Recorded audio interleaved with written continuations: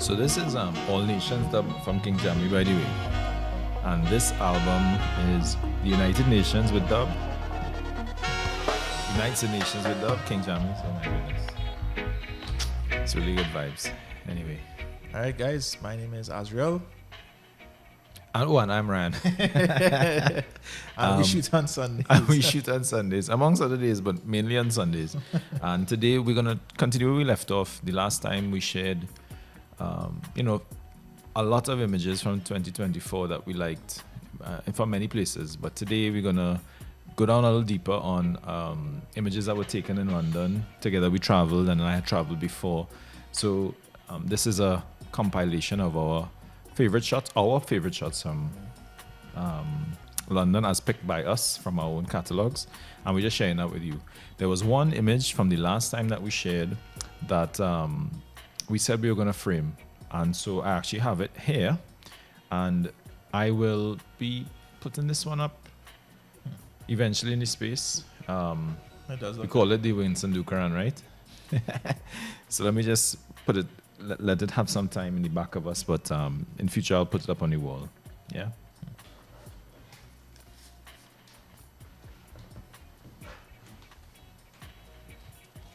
You sent it to be framed? Yeah.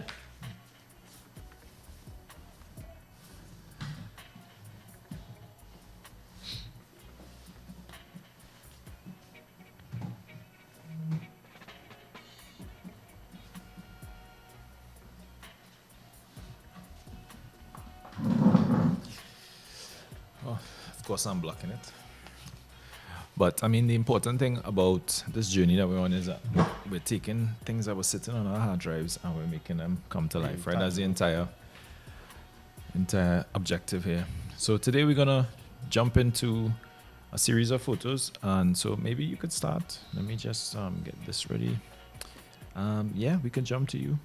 All right. Okay. So for my first photograph,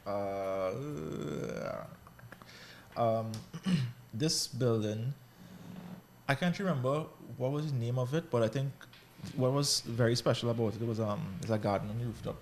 Right. Okay. I remember this. Yeah, and when we got up there, there weren't many people, and it felt very strange because London is filled with art. It was my first time, so a lot of huge buildings and stuff. But this felt like it's kind of like a garden in the middle of a concrete jungle, right, type of thing. And the image, I would say there isn't anything special about it, but I do remember the moment and the feeling that I had that just standing at the end of the walkway and then looking down, seeing the trees and the way they come up and like above and create like this small archway. I remember that walk from one side of the building to the other side felt very peaceful. Now, don't get me wrong, it was a vacation, so like I was relaxed for the majority of it. But it was just quiet. Trying to remember the name of this place. Was this Heron Keys or something like that? It was up on the up above the train station, if I remember correctly. Yeah, really, really high above. Yeah, it's a very serene space. So yeah, I get why you selected this one. Yeah. And I think the good thing about this space, I think there was wasn't there a walkway that had a lot of colors, blue, purple, red. Mm-hmm. I remember it being very interactive too. There were like little signs, I think, and that I think you could either scan the QR code and you would get like info about the space or the area.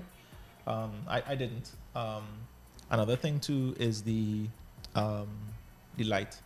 I just feel compelled if I see good lighting. I just feel compelled to photograph it, even though the composition may not be there, or they may not, like, it would have been nice to have, say, like a person in that pocket of light. Like down the hallway there, it may have been nice to have like a payoff at the end there, but sometimes even still I may take a photograph just to record the light, meaning if I want to try to recreate that in a scene, I know what I need to do to get that type of level of exposure. Right. Yeah, I remember this. I'll share in my case, my first image is this lady. She is a protester, right? And I'll share two images of her. So this was my first trip in 2024, there was a massive protest happening outside of a bank, very well-known bank, and it was an environmental protest. And the thing about this protest, it was led by young people, largely people who were, I would say, average age, early 20s, some of them late teens. Some people may call them hippies and tree huggers. They had that kind of vibe to them, very, very natural. A lot of the things that they were using were quite natural, wool, and but they were quite disheveled. But this girl, she was holding up a sign, and she looked so depressed. Like, this is the photo that I love the most, right? This one of her straight on. And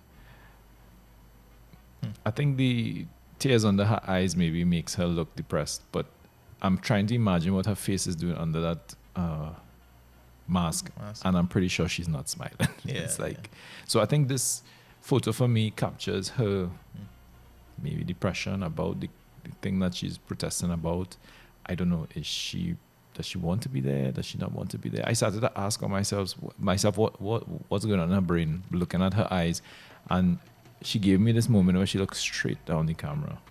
So this is one of my favorite photos that I've had the opportunity to take, largely because she's looking like straight into my soul. You know, like her eyes are planted. Did she know, like when she looked into the camera, like did she hold the gaze, or did she like, was it like a 1 second? Okay, no, so she had no problem. She held the gaze. Yeah. So this, So, and just to round out that protest moment, this JP Morgan, that's the name of the bank, and they were protesting climate change. Angry. You could see the anger in this girl's face. And that's why I like this photo. Like, their face is covered with a mask, but just a frown on that girl's, you could tell she's shouting. She is upset, right? And well, I mean, I work in an industry in my day-to-day job. I work in an industry that they are protesting, right? So it was interesting for me because, I mean, in Trinidad and Tobago, the climate change agenda isn't as passionate to the point where people are doing this. So I found it quite fascinating that, I mean, I should have probably picked another photo so you could see how many. There are probably about, I don't know, 50, 60 youths doing just this, you know, sitting in front of JP Morgan, blocking the doors, and very loud about their discontent. But I just love the expression on this girl's face. So between the deadpan of this girl's face and the anger in this girl's face, I found there was so much varying levels of emotions with these youths protesting. The girl before, if I had to put a word to the emotion, deadpan, but there's like a futility. It's like I'm doing this because I believe in it, and I know this is the right thing to do, but I don't actually think that I'm making a difference standing here, holding the sign. Yeah, so I don't know. This girl, when I took this photo, I remember looking at it, I was like, I just wanted to talk to her and find out what is going on in your brain, you know. Are you okay? Yeah. So these are my first London photos that I wanted to share, and it makes me reflect on just how much passion there is in these topics. Not so much in our society, but so much that it has reshaped, the energy agenda in these countries. Is that a Shell logo? Actually, it is. Okay, interesting. Yeah, it is. Yeah. All right, so I can jump over to you if you want. So this photograph, I can't remember the name of this park. This is the same park from the last photo with the log and right. Yeah. So I decided to not take this photograph like 4 times, right? Right. So I saw the guy and his dog, and every time I'm about to turn and take the photo, I'm like, nah, the dog is not gonna stay there, and he's walking away. And by the 4th time, I realized how long the leash is. So I was able to. I don't think he's walking that dog. So I was able to like really pause and take my time and compose this. And the dog was so unbothered. What I liked about it, and why I like what I saw in the moment, and why I picked this photograph is, it's a little more difficult to photograph someone's back and still capture emotion. Right. So I mean, obviously he's not facing the camera. But something about the length of the leash told me that this guy and his dog, I'm guessing it's his dog, they have a really good relationship. Yes, he could walk off on it. Correct. Yeah. Meaning, I don't want you to go too far, but I'm giving you so much rope, that you could play and have fun, and it was something again. You as you referenced, like the passion that we don't necessarily have here in our local culture. You wouldn't really see somebody walking a dog with disciple leash. It's actually much shorter, and they're like holding the dog like really taut. Yeah. Well, I just got a little pet dog as well, and I don't have that level of trust. That, like my dog will be all over the place running. So clearly there's a level of trust that he could. He's at least 10 meters ahead of that dog. Yeah. It was just so interesting. The dog here is clearly in charge. He's like, yeah, I'm busy checking out this little patch of grass here. You go ahead. You go ahead. I'll catch up with you later. Yeah. And also, I don't have anything, deeper or like more philosophical about this photograph. I just really found it fascinating. I was like, that's a long leash. That's so long. All right. Okay. Well, let me jump over to mine. I guess.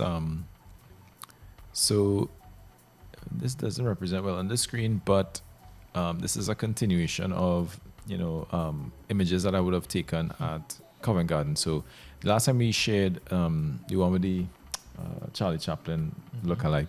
This time, on the first time I went to London, I remember passing through and they have these two gentlemen on. First time I ever see people on unicycles. I think that's what it's called. And this little boy was helping them with their act, much like the last one where they were encouraging crowd participation. And so he was throwing back their juggling pins or whatever to them. So it's I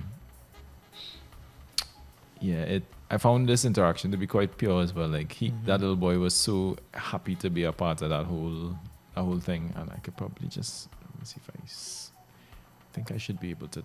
Yeah. So the color in it is way more vibrant. He's and if you could see the little pin that he's throwing back at them there, and so the anticipation of this guy, his excitement, all these people looking on, I quite like. I mean, I like the black and white version of it, but this interaction was nice. What happened in the later shots was the pin never made it; it fell. I was gonna say it looks low. He didn't make it. He didn't make it. It was a terrible. He had poor technique. Another thing I'm noticing is that so I mountain bike, right? And something that we do is that our back tire, we sometimes make it a little softer than the front so that your weight could allow the tire to spread and get more traction. I'm noticing the guy's unicycle, the tire almost looks like flat, completely flat. Yeah. So I'm pretty sure like that's helping them a lot in terms. I never really noticed that. I always assume like they're on a fully pumped up tire and they're like rolling, but with a tire that flat, it's almost like you're standing on like stilts, like a solid thing. Yeah, and I remember first time seeing it and asking myself, like, why? Why do that? Why would I go on a unicycle? Like, what motivates one to just one day say, I'm gonna juggle on a unicycle? I guess to be able to attract all those people. Enough to then say, hey, Azriel, how about if you also juggle on your cycle with me? I would say, I'll watch from here. I take photographs. So these guys either really good friends or they have lots of problems. I just found it. I couldn't understand how does one start on a career of unicycling. And they look older too, so it's impressive that they could still. Yeah, no, these were, I guess they were very mature guys. They looked to be in their 60s, late 50s, early 60s. Yeah. So that was I found that one interesting. I'm happy to jump over to you. I see what you have queued up. The last image was not too deep, a guy and his dog. But this one, so I love philosophy, love it deeply. Could talk about it for days. But this photo, I'm assuming it's a church, right? It is, yeah. It looks like it. Steeple. This one was across from the park. Yes. I really should get the name of that park. It's across from the park, and I think I shot this on a 50. You had to be very far. Yeah, I was far away because it was too long. I wanted to go closer. I'm like, I don't work in that like that far for this an image of the church. But let me see. Let's see. Oh no, 24 to 105. 24 to 105. Very wrong. Okay. I was close at 47 millimeters, so Okay. 3 millimeters short, right? But yeah, so when I took the photo of this church, I the thought that I had, and again, my first trip to the UK, so I'm learning a lot about the history. And when I look at their preservation of buildings, even modern buildings, the way they go about constructing it, it really was refreshing. I don't think blue collar jobs are something to be looked down upon there. That's all, yeah.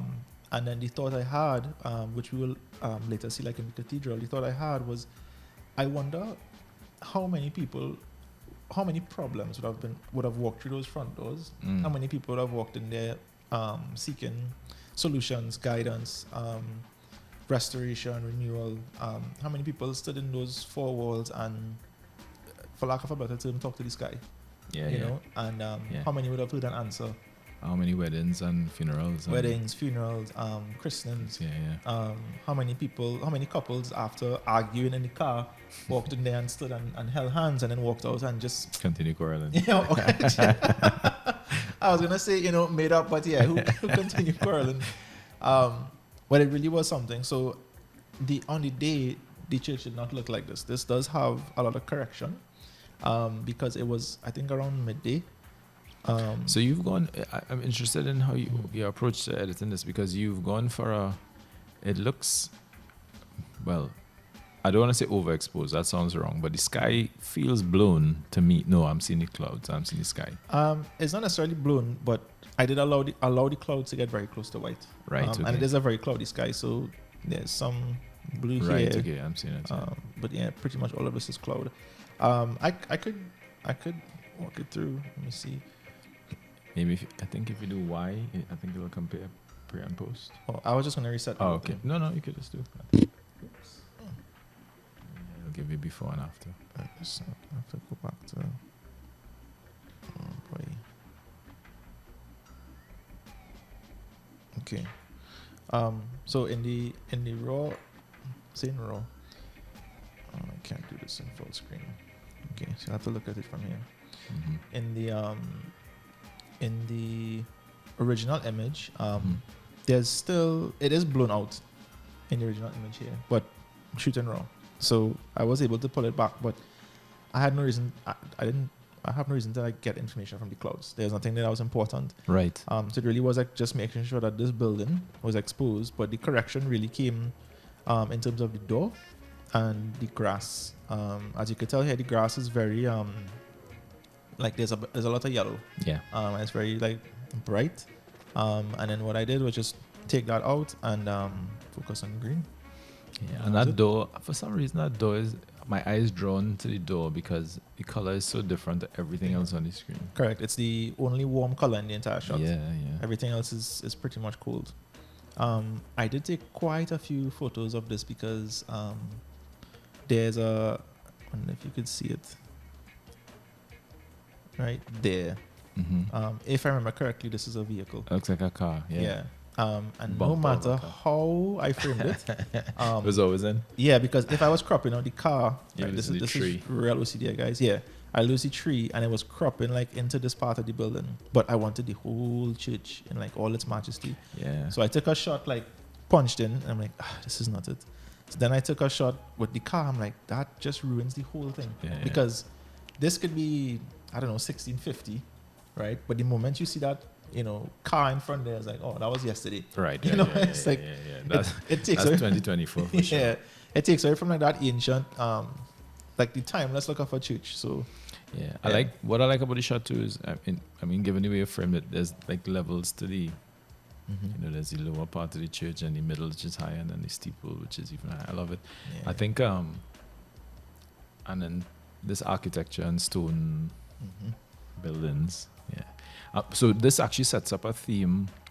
Your comment earlier about how the UK or Britain or England has affected the way you see buildings, and I actually have quite a few monuments Mhm. in this and buildings, right? So I will step. I think we'll. I don't know what you have next, but I have quite a number of monuments up next To go through. to go through. So maybe I could jump to them because Yeah. it might be a recurring theme. Who knows? One thing I'll say, just for the photographers out there, it's very easy, especially if you have a tilt shift lens. It's very easy to walk to the front of the building and just want to shoot it straight on. But as Ryan mentioned, that the fact that you could see the lower, the middle, and the top, what I intentionally did was I didn't shoot it from the front, but I went a bit to the side, so you get to see these lines leading Right, towards, and okay. it makes the building feel a little more 3D Right. rather than shooting it straight on, and it just looks like Gotcha. a bunch of shapes. Yeah. Yes. Over to you. Yeah. So, right. So, of course, as a tourist, I guess my approach to learning cities. I mean, I've been to London for work and other things, and so I've been to the city a few times. But if you're new to a city, I find jumping on a tour bus, if there's a tour bus, is a good way to orient yourself, right? So I remember we did that to remind me and to also orient you. So on that tour, I found myself shooting these photographs, and I picked this one because I asked myself when I was selecting photos, which are the ones I'd want to print. And I could see this on a wall. Like I like this monument. I don't know what it is. It's somewhere around like close to the Parliament Square or heading over a bridge or something. But I like the fact that it's kind of backlit, and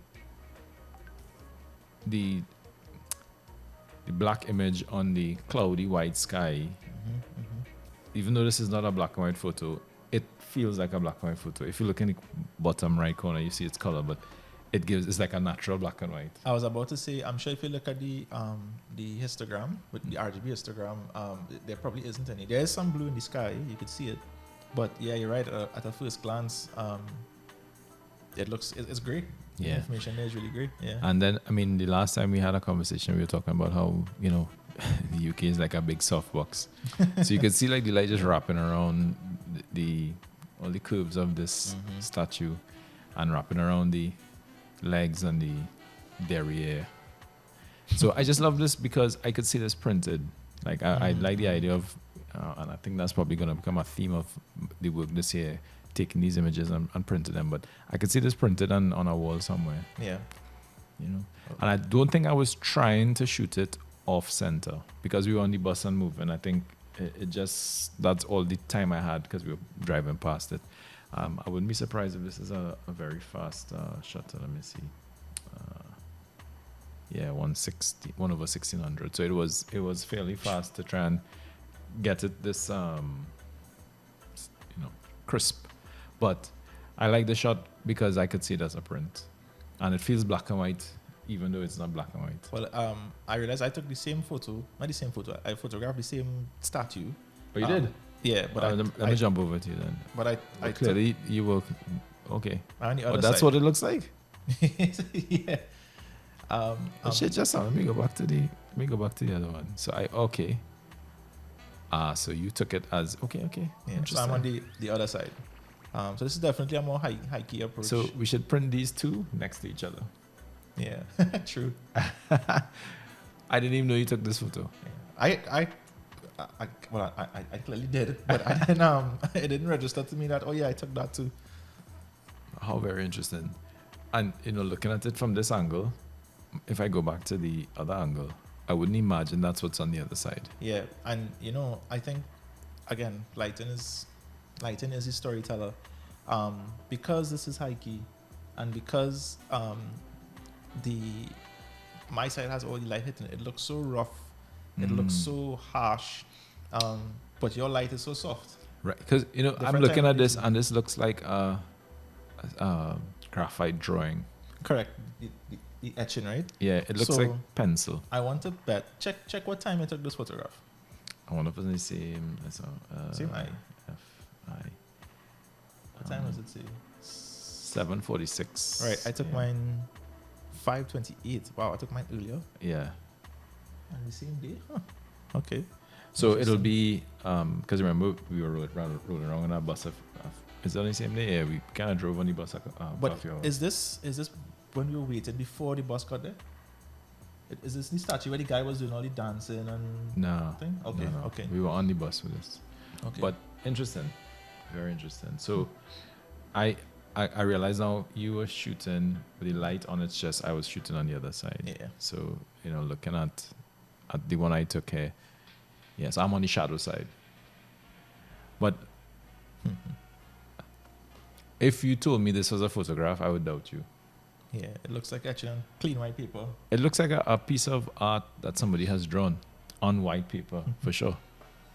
For sure. Like, this looks like stylized etched, we call it graphite. I wonder what the Yeah. While you're kind of looking around, I would say though that credit to these artists there it is. in whatever time. Okay. Credit to the artists whenever they were doing this though. Just the amount of detail on the anatomy, like the abdominal and whatever, the muscles. It's lifelike. I mean, the wing isn't lifelike, but the actual body is lifelike. Yeah. All right. And then I guess not too far away from that, I will share, this image, which is, again, the detail on these.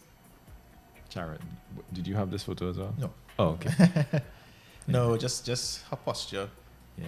But I found myself coming back to this photo again. I don't know if I had intended to frame it this way because the bus was moving. But it landed this way because maybe my instinct was to put it on a third. But it looked like if it was in motion, and I guess that's the sculptor's intent. It is your framing too. Yeah. So it looks like it's about to leap forward, right? But this drew my attention again because of the action it implies is happening. So it's an inanimate object looking like it's in motion. Yeah. And the good thing about London is these monuments are all over. And a lot has to be said about their society or societies like this that take the time to capture whoever these people are meant to, because I don't know who this is, right? But it has immortalized these people. Yeah. As much in the way that photographs would do now. But back then, a sculpture really is how you would be immortalized. And so I'm guessing this may have been some important military figure or it's in London. So I don't think this would be like a mythical god. But it seems like a queen. Maybe it's a queen or maybe. But somebody could say if they know. She means business though. She means business. She has a spear in her hand and she's, I don't know who those two people on the side of her maybe, but she looks like she's heading into war. No seatbelts, boy. Yeah. And then I guess the backdrop, the building behind, for some reason added a texture that I liked. The simplicity of the windows and the fact that it's repeated. I don't know. I found myself being drawn to this photo out of the 4,000 of them that I took. All right. I see you have, I guess, another monument here. This image, this is Trafalgar. Trafalgar Square. Trafalgar Square, yeah. Ryan is my travel guide, so I have to confirm. This moment was, I think this was probably 2 minutes, not even so much, probably 30 seconds after we got into Trafalgar. Again, my first time, so it's just culture shock after culture shock. I don't know who this gentleman was. I think if I was listening to the information thingy on the bus at the time, I would have known, but I didn't plug in yet. But I knew that all these statues that are being erected, like you said, there's somebody great, right? Somebody has done something meaningful to change the culture in a permanent way. And I'm not saying that they were all morally right. Definitely not saying that, because there are numerous examples in history where wrong side, wrong application. But let's just assume that this guy had the right moral outlook in terms of whatever change he made. And I often wonder if these folks were still around, if they would approve, if they would think like how they're being represented. If they how they're being represented and what society is like now. Yeah. I wonder if they knew, okay, if I take this action and I create this policy, I change this law. I get it. If this is what's going to happen, I don't want to do that, And I saw him standing there, and again, going back to what you said, these sculptures were so talented that there's so much emotion in that piece of brick Yeah. in that piece of concrete. There's Yeah. so much. That man looks so pensive. Yep. He has a plan. He has a book in his hand, right? There's some thought towards what is to come, right? Or introspection in terms of what has happened, right? He's recording something, and his postures, it's like he's surveying the people and the land.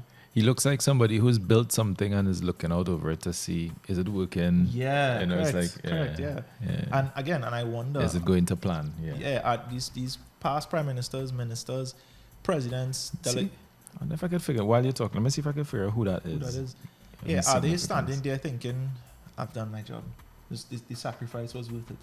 Or are they standing there thinking, Jesus Christ, what have I done? You know? And a lot could be said. You're not even seeing his face, right? You're seeing behind him. So I remember we were bending a corner in the bus and you got this shot, right? So this is him overlooking Trafalgar Square. And I'll get his significance, right? But what it evokes is his face doesn't even matter in this, right? The way that you've framed it is almost as, I wouldn't say guardian, but he is what he uses, right? He's surveying. It gives me the sense that, you know, I've created this thing. I'm looking out over the expanse of my creation, and I'm just checking, is this working the way it's supposed to work? You know, is it going to plan? It's like a principal looking out over the courtyard of a school. Correct. Yeah. He looks like is it Kitchener? Yeah, but I'm seeing Nelson's column is the thing that's off the distance. Right. Who's this guy? Who's the figure in? So I guess that's Nelson. I don't know. Is that Nelson? Somebody can tell us. Is that Nelson? Yeah. Somebody help us. Somebody help us. What I could say, just from a technical standpoint, I do remember not wanting the other statue up there, Nelson's column, because it was taken away from this guy. But if I framed it vertically, I was losing the crowd of people. So that was a moment of, there's a photo. And not that serious. Don't not take the photo because, you know. No, but you've happened. I think the guy on the Nelson's tower, I call it. That's of major significance. I'm interested who this guy is. But the fact that you've captured the action in Trafalgar Square is impressive, especially as we were moving in a bus. Because this is incredibly composed from my point of view, like, you know, capturing that guy up on that tower and this gentleman and the folks underneath. I really like this shot and the action at this Trafalgar Square. Trafalgar Square is much different. I remember it years ago, though. I remember I spent a lot of time here the very first time I traveled to the UK, and this time around I wasn't as interested. It didn't have the same feeling, but I love what you've captured in this image here. I will push to this next monument. I have no idea what it is, but this monument is shot from low. Again, the bus was moving and this was very close.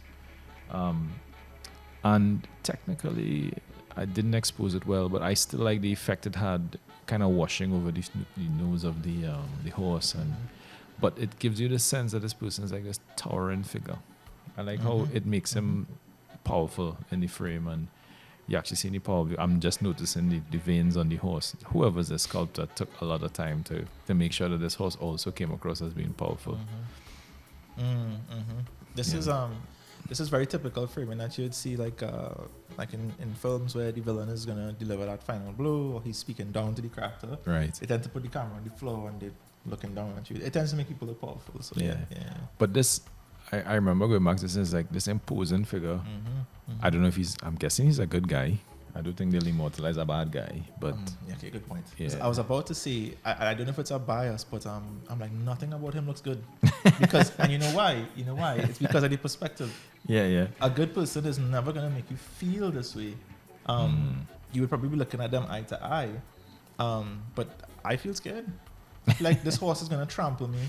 Or this guy is some great general who, you know, I feel like I'm an enemy that was captured and I'm now in the camp. Yeah, my first thought was this guy's a villain. He feels like a villain. But maybe just the way it is. But I will jump over to you now. So this one, I don't usually take very minimalist photographs, um, because something about them for me is when you take them, it's like it's over. Yeah, it's hard to explain, and no shade to the minimalist photographers out there, but it's like having a plain blue sky and taking a picture of one tree, right? Like, I get it, but like I guess it's minimalist in nature. This is a bit of foreshadowing, but I have a minimalist photo in the in the Paris trip when we do this in the future. Well, I was about to say that. It's okay. Yeah, It's I'm okay. not criticizing the minimalist photography, but I don't get much from it. Yeah. Gotcha. I like really dense photographs with a lot of like information. But as again, maybe the OCD or whatever. But this one, I took it because engineering always fascinated me. I used to think that large works of engineering, bridges, buildings, cars, I used to think like those things are so complicated and it's just beyond like my comprehension. But funny enough, like a couple years ago, something you mentioned to me actually is that everybody's human. It's not, excuse me, it wasn't built by aliens, meaning a human being used their brain, their two hands, and they built these things, you know, meaning nothing is that out of reach. So what I marvel at was, I'm not 100% sure, but I want to believe that all those spokes are like, I want to say what, bad measurement, but like 5 meters apart, and they're all precisely 5 meters apart. And I'm sure that there was painstaking work in measuring, cutting, welding, whatever. And you know, you may think like, not an engineer, but you may think, oh, they're just to make it look pretty. But I'm sure there's so much like mathematical reasoning. They have a function. Yeah. They do have a structural function on this. I forget, it's called the London Eye. That's the name Right. of it, Yes. London Okay. Eye, which is one of the biggest tourist traps you could ever go for. But it's an experience. I had it once. It was a bit of an anticlimactic experience. But from a distance, it is quite a spectacular thing to look at. And those things would have some structural purpose, some function in keeping that going. I like it because it, again, you're saying it's minimalist, but it's kind of abstract. That too. But it makes you ask, well, what are all these lines doing? So the good thing, I kind of I'm balancing on my comment, right? The good thing about minimalist photography is that because it has so much space, it leaves room for us to project things onto it, right? So you use the word abstract. So I want you to imagine that this is not the London Eye. Take that out. Right. This is a bicycle wheel. Yeah. And there are these little tiny people living in there working really hard to make sure all those spokes are good. And it tends to be easy to put there because there's no reference of like size or anything like that. So yeah. I shot up the London Eye. Yeah. So, Well, I will jump now to some that we took when we went to St. Paul's Cathedral, which we shared one of them the last time we spoke, but this is a badly taken photo, right? I'll start there. And the reason why it's badly taken, from my point of view, is like when I'm shooting images like this, my first instinct would be to seek to get symmetry, right? Because when you look at this image, there is a curve window, and there is some equidistant elements in the window, and there's a curvature to the wall. So my first instinct would have been to frame this dead center. And I think I did in another one where this person pushing the cart wasn't in the shot, but I was passing back, walking down the corridor, and saw this person looking at this image, this sculpture, right? And the thought I had in my mind was, it's almost as if, because I'm assuming that person that's in the sculpture has passed away, I'm thinking that's somebody who has died in a chamber somewhere. That's the feeling I get, right? And this person who's hunched over, pushing a cart, I felt like if it was them looking at their future self. So I didn't have much time, given where they were and they were walking across the frame. So I just took the shot. But if I could go back in time, I would have had more composure and try and get it dead center to get the symmetry that I like.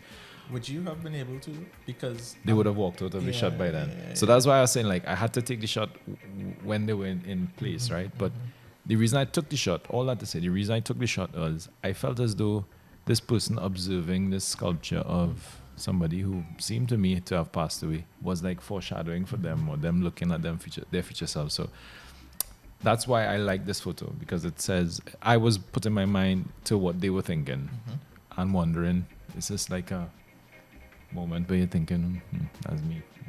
Yeah. Because they look frail. And is that a walking thing? Yeah, it seems like a walking buggy, like something to assist them in walking. Yeah. Now this is a cathedral, and the way the sculpture is done, it transcends into art, right? Mm-hmm. Would you consider a cemetery and a tombstone art? Maybe not. Some of them are. Right. So if you saw, to me, the sculpture just replaces the tombstone. You're right. I get the feeling of someone looking at a grave and contemplating on life, but it's just that this is a very fancy grave. Yeah. So it transcends, This is a grave of a very rich person, clearly. Yeah. Somebody of noble, royalty or nobility. Yeah. Or it could be a priest too. I'm looking at Maybe it was a priest of the church or something. I can't remember what it was, but yeah, it was of significance to be in St. Paul's Cathedral. So it had to be somebody, a clergyman or somebody of royalty. But yeah, I just found this interaction with this person and that sculpture, and then I almost put the one where they weren't in it because it was way more composed and the light was falling in it so lovely. But it's lovelyly, so lovelily. Lovely. Yeah, but yeah, I will push us along. Okay, so this photograph, this is, why did I pick this? Okay, so I shot it because it was pushing the camera that I had, the Canon EOS R. This was like really pushing the capabilities of it, because I loved the sculpture. That's the thing, the black thing in the foreground. And the fact that you're saying it's the black thing in the foreground, you're not really sure what it is. It's because I could not compose for it and the highlights outside. It's outside, right? So I either had to pick shadows or highlights. Right. Just pick one. Highlights, okay. And I took 3 before I had to accept that you can't. Your camera literally cannot. Matter of fact, there's no camera that can, right? Well, I mean, okay, I get you. Photo camera, I don't think so. Somebody with a Hasselblad out there saying, challenge my Hasselblad. True, okay. Who knows? But I when I was taking the photograph, I had to pick, and then it really was a nice lesson in letting go. Now, I did like the sculpture. I liked how the shadows were creeping up on the base of the plant pots. And I had to also embrace the fact that there's going to be some solid blacks in the photo. But what I liked about it, meaning I didn't feel defeated, what I liked about it is that long ago, if you look at photographs that were shot on film didn't clip. But their dynamic range, I mean, all modern cameras now are like years ahead of that, right? Old stuff. And they would take photographs like these and they were just as effective. As long as your photograph can compel someone to feel, cause someone to think, you're fine. You don't need, 20 stops of dynamic range. Yeah, I like how there's a lot of texture in this image, and that, like I look at the tiles on the ground, the pave work on the ground, whatever that is. And the concrete up above, and the stairs. Is that stairs? This here. Yeah, that is stairs. It's a staircase. Going down to the right. Yeah. So there are lots, and then there's texture in that column that looks like, again, exposed concrete. I don't know if that's concrete or granite. It's kind of hard to see, but this one, yeah. Yeah.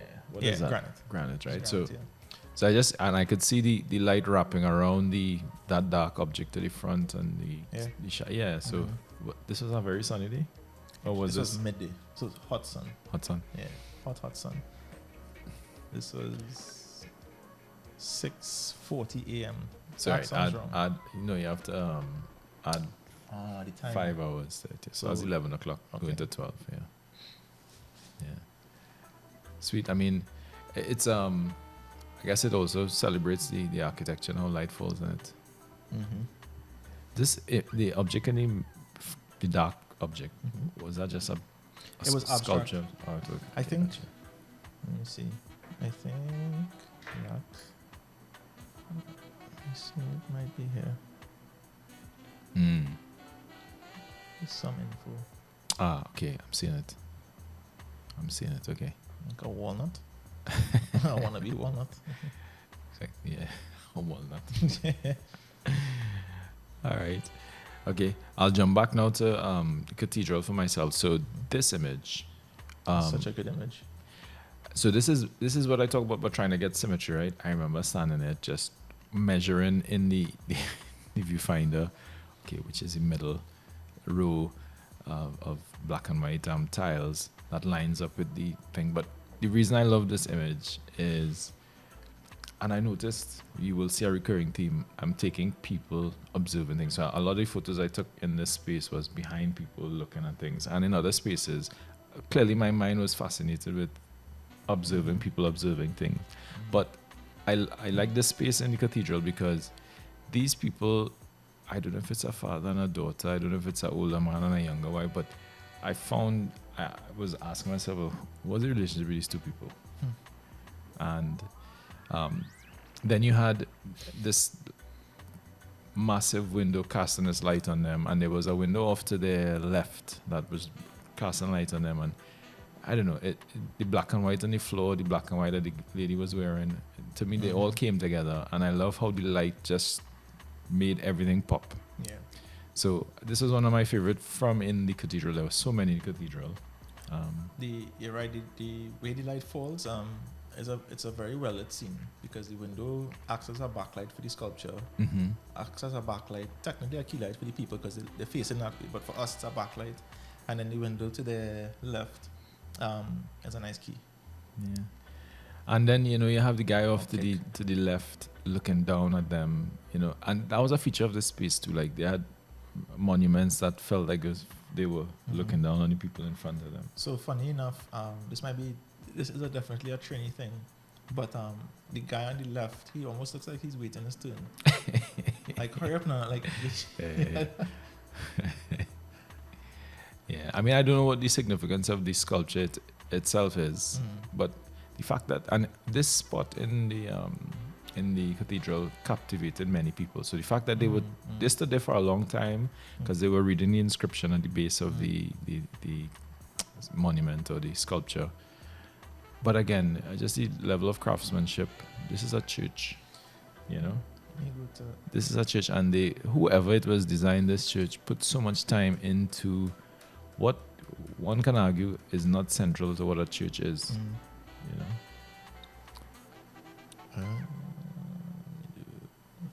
You want to jump to the cathedral? Yeah. All right. We have one from it's there. over to you.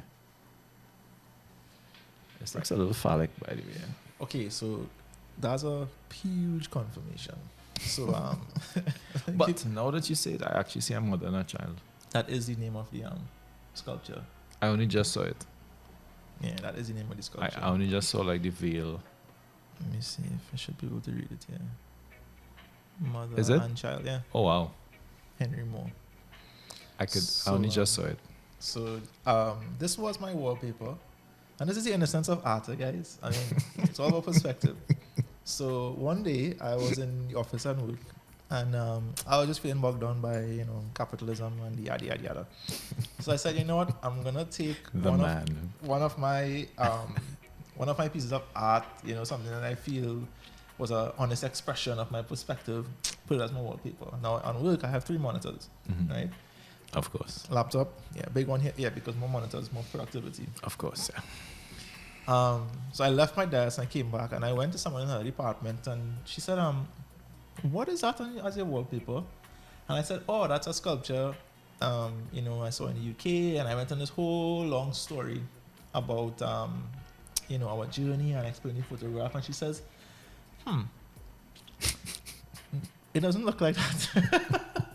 So I say, what do you mean? She says, well, while you weren't here, everybody on the floor, we had a conversation because we were a bit concerned about what was on the screen. And I said, what do you mean? She said, go back and look at it. And the moment I looked at it from a distance, I went straight to my laptop and changed my wallpaper. Yeah, but it gives off a little, I can tell you that this photograph that I really liked is now spoiled because now I can't think of what it was originally. But for where this is in the cathedral, again, it achieves quite interesting lighting because there's some backlighting. Was there a window above it? Right above, up and above. Yeah. Yeah, so I think in the cathedral, what they would have done is create these clubs Mhm. and then put windows behind. I think that's a common thing behind them all. But yeah, getting away from that funny story, the photograph mother of the sculpture, mother and child, I was not drawn to photographing onto the sculptures in the cathedral. Really? No. Wow. Okay. I was drawn to the sculptures, and the reason I say I wasn't drawn to photographing them is because to me it always feels like cheating. And I don't know if I told you this in the cathedral. Mm-hmm. It's like taking a picture of a pretty thing. Right. Yeah. It's like, well, Was the photography challenging that? Yeah. It's ready-made art for your correct. art. Yeah. Correct. But with this, I couldn't help myself because it was so simple. Right, It really was simple. Well, for what it's worth, it worked this time because when I was in I didn't read the inscription. I passed by this monument and I didn't see mother and child. I just was like, what's this blob on the ground? Right? But the way you've taken it, I could see like the mother looking down at the child. I could see the child in the swaddle. I could see the shoulders. So for the first time, I was able to really interpret what the artist was trying to achieve. So I guess you've achieved that from the angle you've taken it. I didn't get it at the time. Well, I was about to say that it is also a reflection of his honesty, because to make a piece of art, call it something, and then someone to call it exactly what you named it. It's like, man, you nailed it. You nailed it. Yeah. You nailed it. Shout out to Henry Moore. Yeah. Is that who it is? Henry Moore? Yeah, I hope I'm not calling the wrong name. Yeah, Henry Moore. Henry Moore, right? Yeah. All right, big up Henry. Mm-hmm. Wherever you may be. All right, so coming out of the cathedral time, the time that I was in cathedral. Killer photograph. So good. So you decided you were gonna stay. You weren't gonna walk around because for whatever reason, I think you were either tired or trying to recharge your energy or whatever. It was wet, and I went down to Tate Modern, and so walking along the Thames. Mm-hmm. It was wet though, very cool. And there was this little area that went under a kind of bridge. And so this was an image, I think that's a father and daughter. Yeah, I think it's father and daughter. She was trailing him. Or, I don't know their relation, but they were together. But she was trailing him. And, I told you I want to challenge myself to go out and shoot more when it's raining. It's because of this photo and because of the encouragement of somebody that said, that's actually the best time to go shoot it because you get the same scenery provides you with new possibilities. Mm-hmm. So in this case, I was just waiting. I think it was drizzling or something, and of course, British people, rain doesn't stop them, and they just kept going, and they splashed through the water. If you could notice that on the left hand side, there are people walking there. There was a pathway that you could take that you didn't need to go through the water, and she just walked through the water. But anyway, the reflection, I don't know, there's something that draws me to this. And then there's some symmetry, again, between the reflection of the lines above. So these lines here, and these lines that occur down here. So, I don't know. I enjoyed this photo for the symmetry and that reflection in the water. So with black and white photos, like it's always good to have a black point and a white point. Mm-hmm. This photo has both. Mm-hmm. And like I said, I like photos that are dense with information, a lot of contrast, that type of thing. Having her like completely black against well, it's not completely white, but that very hot walkway, and then there's the symmetry with her reflecting down in the water. It makes the photograph so dynamic because I love when my eyes get a chance to explore. So your eyes go straight to her, right? Straight to her. And then I look to the left, I'm like, oh, it's our people. Oh, that's how dark. Oh, it's our people to the right. Oh, it's a reflection. Oh, it's upside down. And you start like unpacking this puzzle, That's a lot of fun for me. Yeah, this is a chance encounter, but yeah. So I want to challenge myself as Azriel. We should go shoot when it's raining, like at night. Well, somewhere. Dry season starts, so you'll have to wait it out a bit, but yeah. Okay. I'll jump over to you there. This photo, was near the art exhibition. Yeah, this is the oh gosh, it'll come back to me. Yeah. It is on somewhere up Oxford Street or something. So this security guard, this photo like demanded that it was taken, because when I saw where he was standing, and I saw the shadows, the geometry in the buildings up above, I was like, okay, I said, well, oh, that would make a nice photograph. That's my first thought, but it's the coincidence of it all, the fact that the straight lines, even the way his legs are, and the thing is, the best photos sometimes. Most of the time, the subjects are completely unaware of what they're creating. And I just pointed the camera and I shot. And that was it. Yeah, I remember this piece. This piece was very inspiring too because it was a public installation of art. And again, the recurrent theme from this trip was there's so much art in public spaces, right? But this was like modern art. So if I recall correctly, he is standing just outside of the screens that were installed, this kind of very immersive screens all on the ceiling. And there were a all few around. of them, right? Yeah, there were a few of them. I forget the name of it now. But it's modern art, and it was art that was moving. So there were big crowds. So I'm guessing, your choice to focus on him and not that is impressive in and of itself because that was such a target dense Yeah. area. So he's just standing right outside of that art installation. I don't know if there's a name for it, but I would call it the what do you call that? The news reporter effect. We call it that, right? You go to a space and there is the thing that everybody's gonna shoot. You see 10, 15 people, GoPros and big cameras and whatnot. You have a choice. You could photograph the same thing because you're human and you have your own perspective. You might just be a tourist and like, oh, that's a pretty thing, and click. But I always say, go where those people are standing and just make a 90-degree turn to your left or to your right. And you're almost guaranteed to find a perspective that's interesting. The big glowing red thing in the middle of the room, yes, we see that. We're not going to miss that, right? Yeah. Or better yet, if you could go to the red spot and turn and face the crowd and shoot. Yeah. So as I mentioned, I overshoot, right? And I'm going through these photos because we had to pick like, I don't know, 10 or 12 of them. It was supposed to be 10, but I think I have like 13. But we had to pick like about 10 of them. And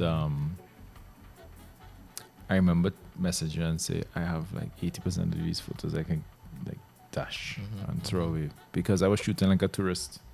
There was no perspective to it. It was images. And I'm looking at the images and it's like, what were you focusing on? Why did you even press the shutter? So I take your point, like you can treat it just like news or even as like a tourist. But I guess that comes with time. So I'm still learning. So going back to this theme of observing people. So this woman, again, such a good photograph. You stayed at home that day. Yeah. I went to the Tate Modern at this point. So this image is, again, me observing somebody observing art. So very consistent with like the St. Paul's Cathedral approach. And this one I did purposely try to split her down the middle with the image that's behind her. So I was trying to create symmetry with the image that has symmetry, with her creating symmetry. And so this woman is looking at an image, I guess it is a textured image, and she's observing art, and I just try to divide her into two, I like something about the it's so symmetrical, almost minimalist, not yet, but it's so symmetrical where you see that I guess it's like a barrier, but there's a white thing. I like how you put them on even sides, but on one side the line is going backwards and the other side, so it's symmetrical, but each side is unique. Yeah, it's a bit hard to explain, but I guess that's how abstract art comes into play. Yeah, and you'd never guess if I put this in color. I don't know. This doesn't have the same effect to me. Or maybe it does actually. Looking at it, yellow with the black is cool. But I don't know. I had really liked the simplicity of this. Actually, now that I look at it again, I think I like the color more. It says something. Color is saying something too, but this pensive thing, and again, experiencing art like this was interesting because I was paying attention to how other people were appreciating art. I have multiple images of people just standing, staring, and I remember being in the moment, and people were just like there. I- She was probably staring at that for like a minute. Yeah. When you put it in color, so before when it was in black and white, I got a very anti-industry type feel where we have the solid colors on the back, but then the vertical lines, they look like construction industry bars. I'm not sure the right term for it, right? And I get like a message of oppression, of art pushing back or being oppressed by capitalism, whatever. And then when you put the color in, it feels way more playful. It reminds me of Caribbean. Yeah, that's their colors. Yeah, it's like a Caribbean. All right, I see you have some good colors in. So speaking of color, so I always say, well, like I said before, I am always drawn to light. I love filmmaking. What is this? You would not believe this is a fast food restaurant. Cheap Meals, things in the name of it. And I saw the light coming on the windows, and I said, "Man, I would love to put two characters here, just let them talk. Let them talk, yeah." Yeah. So much that I took a selfie. And you don't do selfies? Oh no, yeah, I don't do selfies. I think I asked.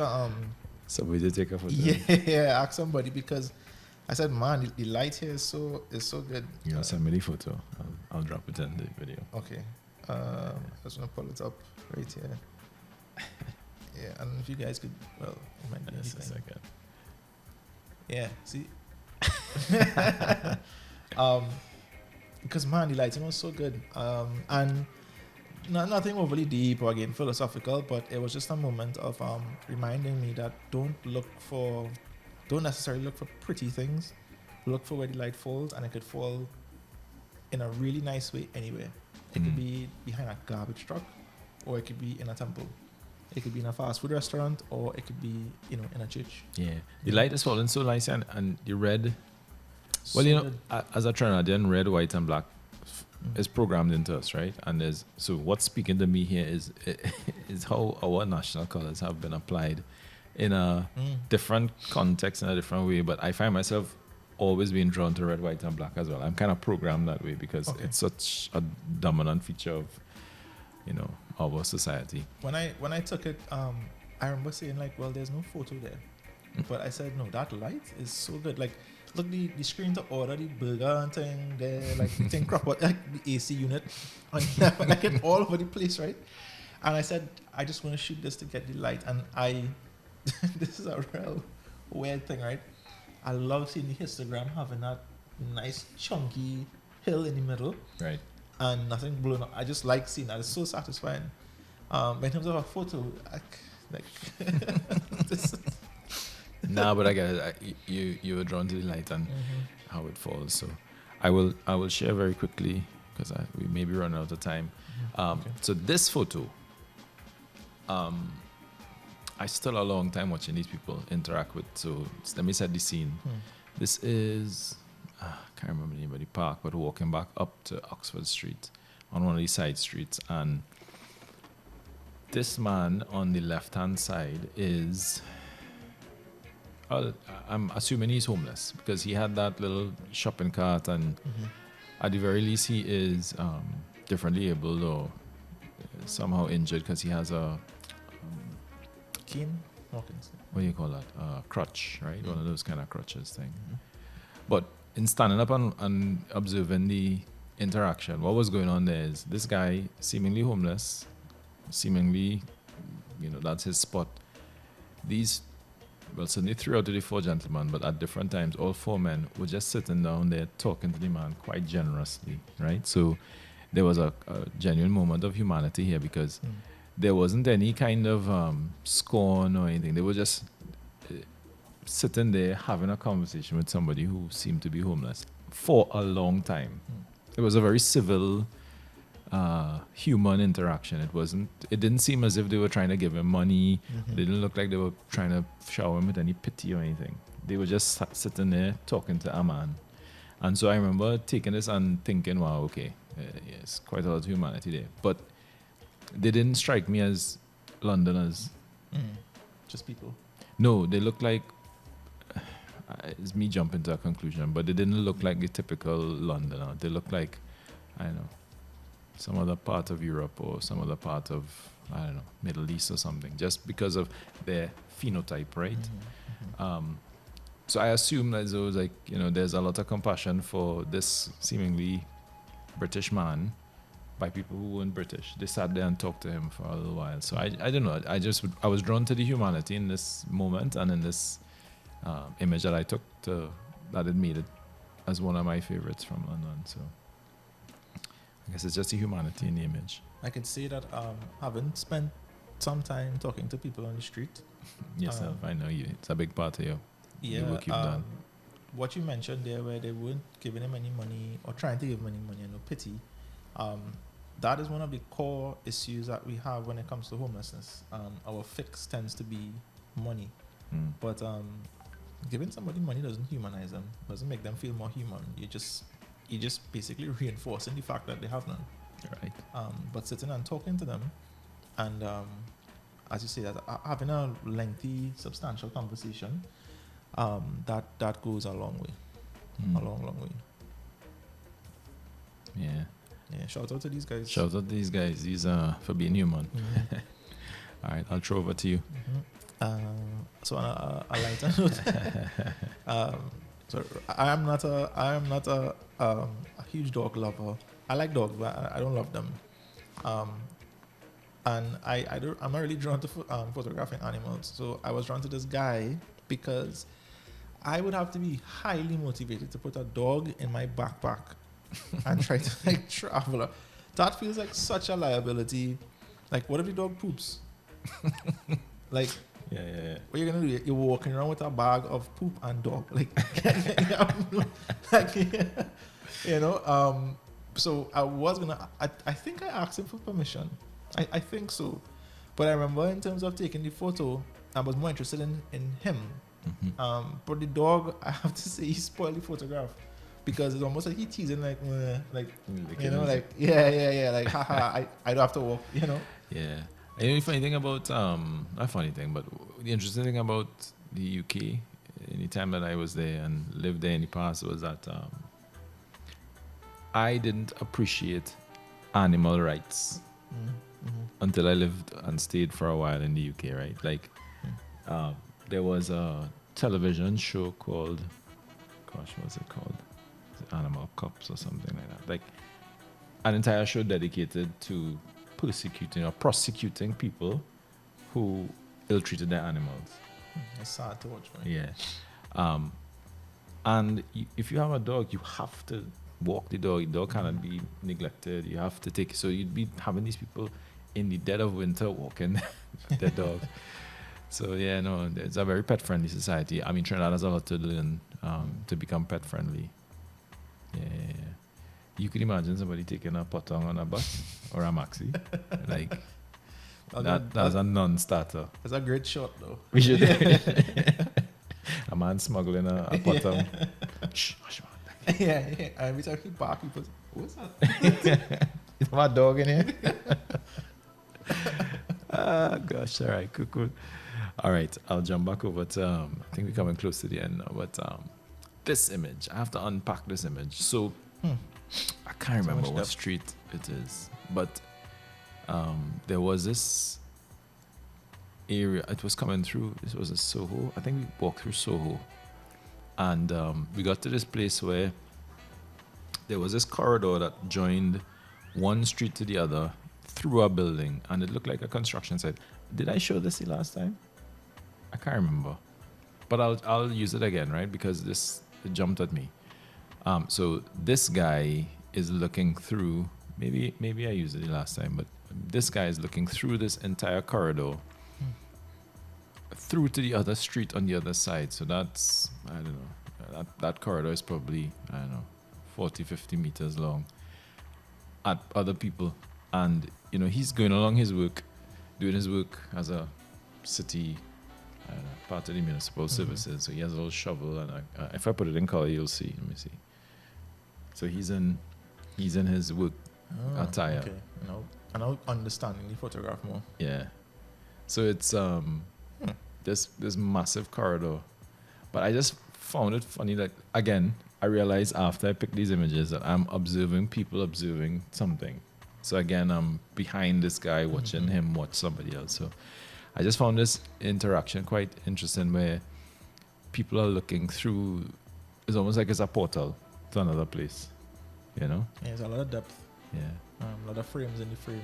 I chose to go black and white because I found the color was a little distracting. Not so much the gentleman in the neon, but the sign above. So, I found if it wasn't color, I thought the jacket. I find the jacket does take away more. in color or out of? In color because there's this bright green thing at the front when really the photograph is asking you to look through the frame. Correct. You know, and get lost in the thing. Yeah. So this I just found was an opportunity. I probably took about 10 photos of different people interacting. Did I have any more? No, I didn't. So I'll jump over to you before I get to my last photo. What is your last photo? Yeah.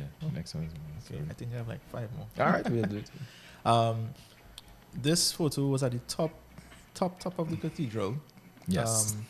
And I saw this leading line. I saw this bench, and I took a few photos with nothing in it. And again, a lot of lines with no payoff.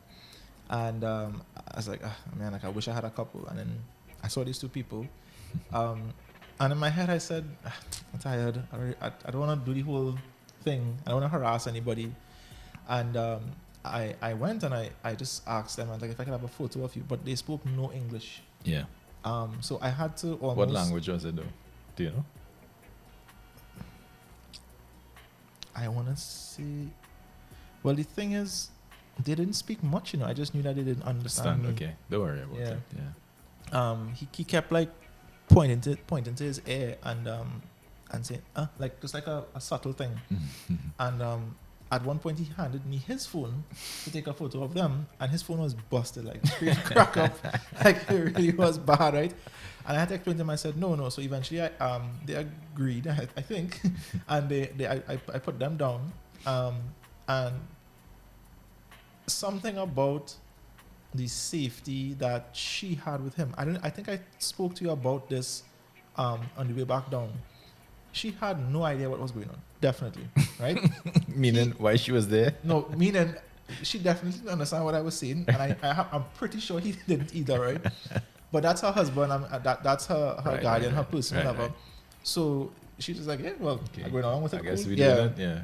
We're doing it, and I love they were so peaceful compared to all of the other tourists. I would not all, but I guess the ones that were around me. There were guys with like cameras and us, right? So much gear and equipment and people on their phone and chatting, and they were just strolling by, just like enjoying. I'm guessing maybe their retirement, and that's why I was hesitant to approach them to take a photograph because they looked like they were just in their own little sunset honeymoon type thing. But I really appreciate photos like this where strangers allow me into their safe space, their intimate space. Yeah, really, really nice couple. All right, well, I'll jump to my last photo of this, and I might pick another one if you have others, but I'll just say this is the last one for now. So I went through a rabbit hole while on this trip of doing motion on the streets, right? And there's so much reliance on bicycles. You know, I don't think we think of modernity as riding a bicycle, right? You know, we think of, I guess public transport being what it is in these big cities, that it's kind of strange to see so many people riding bicycles. Far less to be riding a bicycle with what looks like extra heavy box of something. And you know what's funny? It looks like the box is the thing he ordered. Like, I need a box, and he actually got like a crate. Yeah, so this was very odd because, but anyway, it captures him in motion with this box, with his bag, which I guess is from work, in a coat with his work shoes on, pedaling his bike. And these Lime bikes are like communal bikes, right? It's these city bikes that you just, I don't know, pay some money, you get one, and you're off, and you drop it off wherever you get to. So I just love the fact that this guy is focused on getting with this fragile, and you could look, the box says fragile, right? So it's a high risk thing that he's doing. He could entirely destroy whatever is in that box with some accident. And then, if you look at the picture, it makes it a little distracting, but yeah, in big red, fragile. And he's in work clothes with earbuds, one hand. So I found this to be quite interesting. This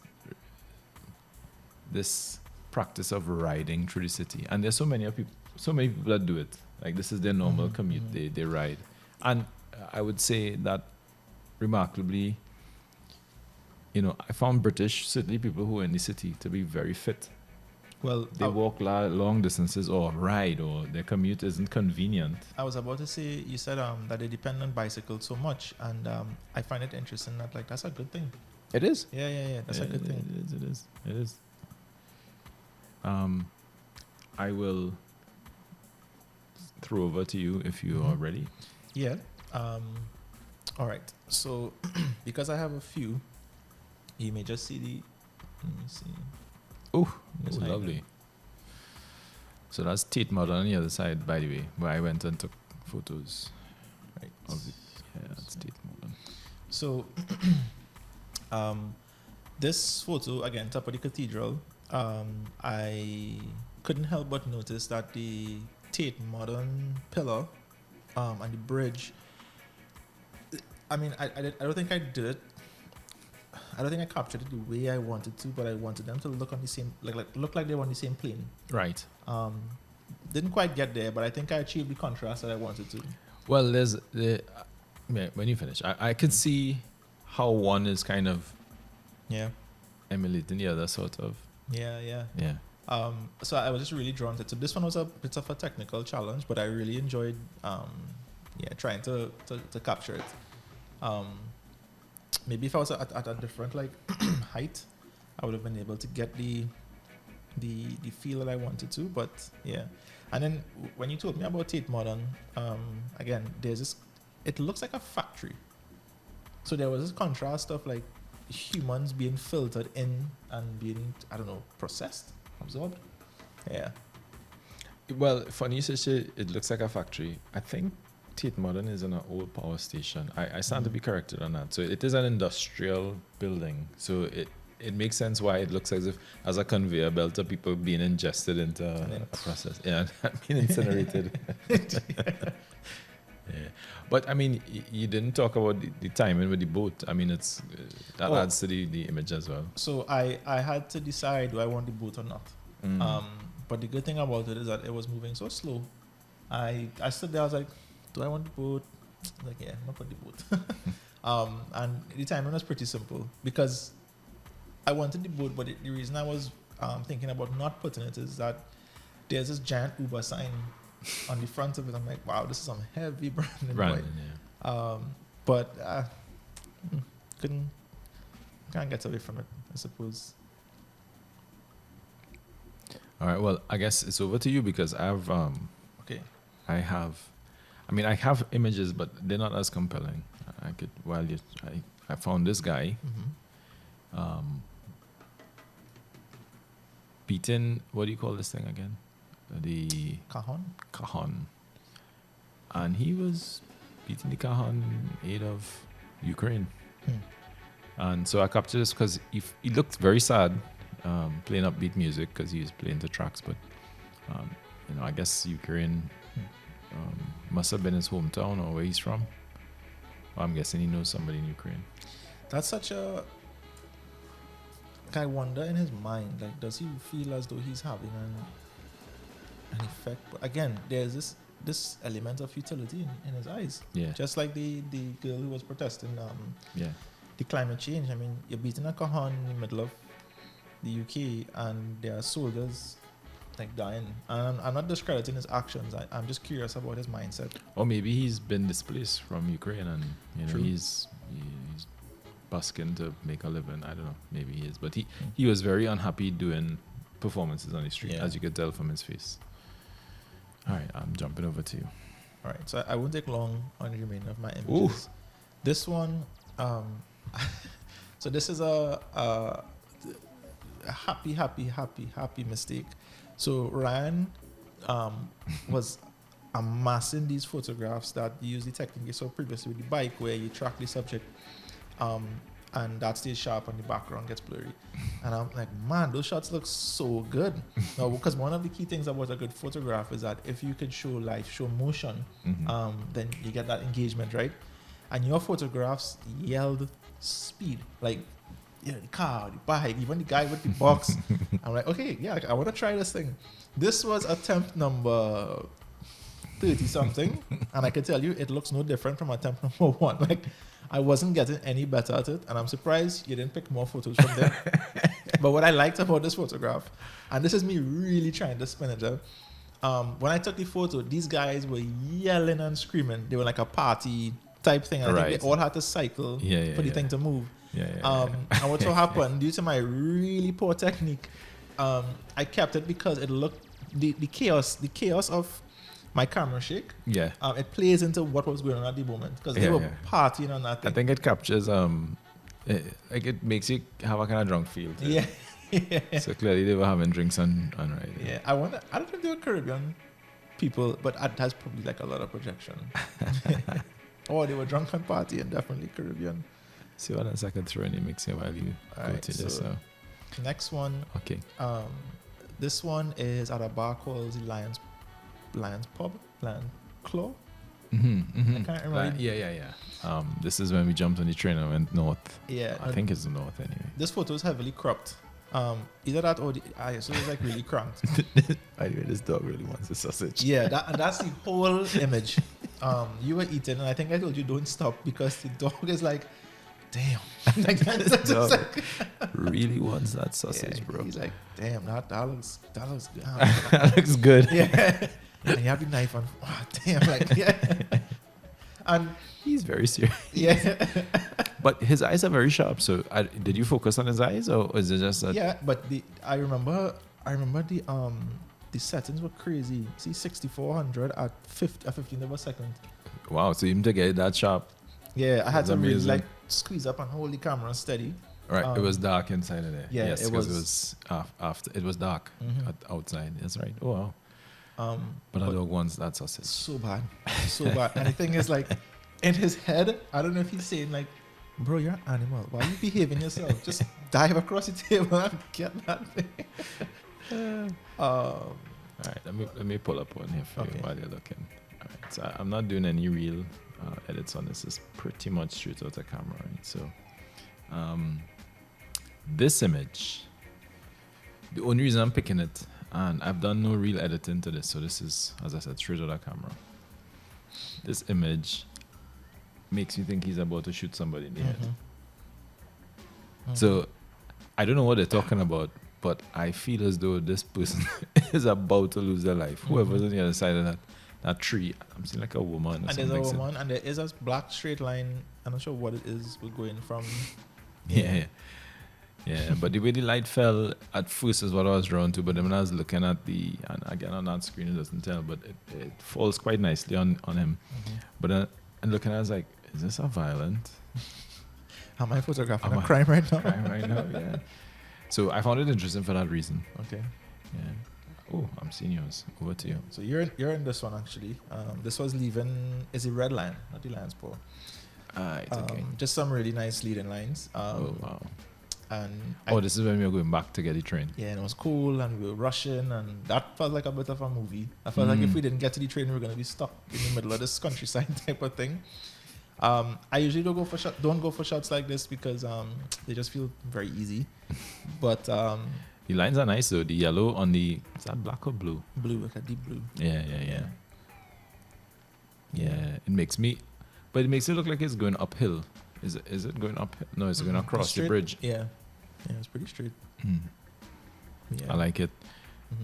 And I guess this was late at night too, so this is outside was dark. This was what, 9 o'clock, 5:05. I don't have many more. All right. In the meantime, I'll just do this one. These are like also ran, right? So they're not my favorite, but I'm sharing them because they have a little story to them. This one is just outside Tate Modern again, right? And this guy, is the strangest hustle he had, right? He just had bubbles, right? Strangest hustle. It is the strangest because he is just, nobody was around when I was going into the Tate Modern. He was just blowing bubbles with these things that he had, put it in a soapy bucket, a bucket with soapy water, sorry, and doing these things. But look at his face. He's not enjoying this. He's like, he wish he could be anywhere else other than blowing every bubbles. day, 8 a.m. I'm up here making bubbles. And these kids are having a hell of a time, right? And so I could tell like he has his little hat or something on the ground collecting money. I was like, this is ingenuity. We call it innovation. Like he's making a hustle out of bubbles, but he clearly is not enjoying it. So Low cost though. yeah, I found this to be interesting. Like bringing joy to kids for tips. Yeah. Okay, over to you. So this will be my last one. This is Chinatown. I don't think I included this in the last convo. Lighten. Something about the way they were taking the food out from buffet style, and guessing that's all you could eat because they were so aggressive. And it's like I wanted to knock on the glass and just say like, it have enough. Like look at their bowls. It is so I find it was so aggressive. And I couldn't get their face because the light wasn't hitting their face; it was more on their hands. Right. And I said that I think based on the way that their hands were positioned, it should still tell the story that I want to tell. And I just stooped down and I took the photograph. They looked they looked at me very awkwardly, like, "What are you doing?" It's a strange thing to photograph, but I was happy with it. I remember this photo. We tried to take. Well, you took the photo, and I at a different time took a similar frame, right? But I shot mine way too wide, and it didn't have any appeal to me. I'm talking about the one I tried to shoot. I love how you punched in here because I think I got the guys' faces and I got a lot of context around the shop window that they were in, and it had some words below the screen, so it became quite distracting. So the fact that you chose to focus on the hands, like, it makes me wonder, okay, are they selling the food? Are they paid? Have they paid for it? And are they rushing to? It makes it look like they're rushing to take out food. I don't know. It's way more interesting the fact that you focus on the hands to me. Like their faces doesn't matter at all, actually. Yeah. You know. So I actually like this photo. I dislike the one I took. You know. I will end on this photo from me. This guy. I remember him. Yeah. He just volunteered. Yeah, he just said, like, you know, yeah, take a picture of me, pretty much. And so I think he is a good end to this video, which is, London was a nice time, good people, a very photography-friendly place, like not put off by cameras, not interested actually in what you're shooting. I don't think we met any resistance. Maybe one or two people. One I could remember, and that was the guy who was like under the influence or something. Yeah. And And they're very used to art being in public spaces enough to allow you to pursue your artistic thing in public spaces. So that it felt very art friendly. Or maybe it's just the newness of the space to us that we are ignorant to how offensive it was, but it felt as though they're welcoming of. I was about to say I felt welcomed. I think we're pretty good at telling when somebody's like, or when somebody just does not care, and they're trying to stay out of the frame. And I think, I mean, look at this guy. I can't remember the last time I was on the streets of Trinidad and somebody did this. Yeah, ever. Ever. Ever. Yeah. I was So trying to be nice, but like, I can't ever think that anybody would do something like this. Yeah. So I guess Trinidad and Tobago, learn to be like this guy. Yeah, smile, be happy. Embrace the camera with open arms. You know? Yeah.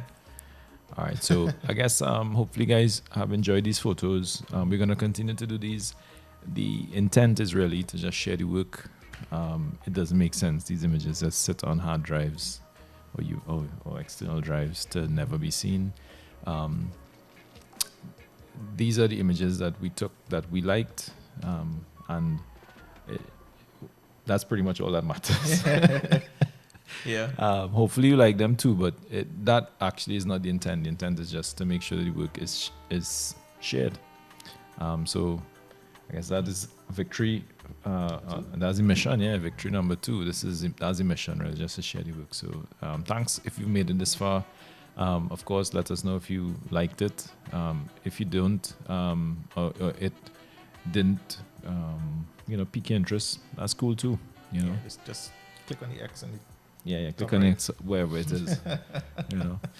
But thanks for staying this far, and we're gonna do some more of this. We have upcoming ones from the trip to Paris, and we have a bunch from Trinidad, different places that we've been shooting in Trinidad and Tobago. And if you're a photographer and you think you wanna hang out in this space or even to go out and shoot, we'd be open to that too. As we said in the last video, it's kind of difficult to do photography if you're not out and about. So I offended some people with our legs last time. Wheelchair photographers. Yeah, so if you want to be out and about, give us a shout. And that rhymes, and I will leave it there because that's pretty corny. All right, so thanks for joining us, and be good. Bye, guys. Bye. Oh, and I'll end with a little King Jammy, who is reggae royalty. Let me see if I can find the right song. I love this song. Nice melody. These horns are killer. I don't know. Maybe YouTube might flag it, but I just love this stuff.